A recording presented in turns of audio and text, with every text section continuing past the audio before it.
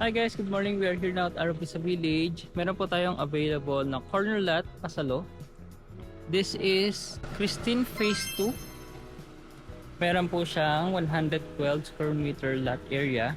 So as you can see po, siya po ay corner lot.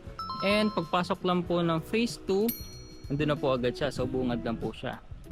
Meron na rin po kayong sariling carport. Then check po natin sa may loob. Ayan. So as you can see po, si Christine Phase 2 is complete turnover. Meron na po kayong ceramic tiles na 60 by 60. Meron na rin po kayong drop ceiling. 2 bedroom. So open layout po siya, yung kitchen nyo, dining area nyo, and your living area. So check po natin yung first bedroom. Ayan po. So, naka-sliding window na rin po siya. Yung second bedroom. Ayan po siya. So, complete finish na rin po siya. Meron din po kayong isang toilet and bath. So, complete pictures na rin po. Lavatory, toilet, shower head.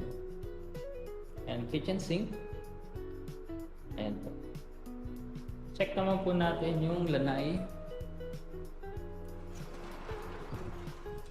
So yung house po, single attached din po siya. So dito po sa left side po ng property nyo, meron po kayong excess lot. Sa may likod po ng property nyo, meron pa din po kayong 2 meter setback for future expansion. Pwede nyo rin po siya magamit. Yep. Tapos, sa likuran po kung nakikita nyo, dito lang po yung kalsada po natin, papasok po ng Phase 2. So pagpasok niyo po ng Phase 2, una po nabubungad sa inyo na bahay is ito pong si Christine Phase 2. Ayan po. So if you're interested to see this house po, you can message me on the number on the screen. Thank you guys for watching. Bye.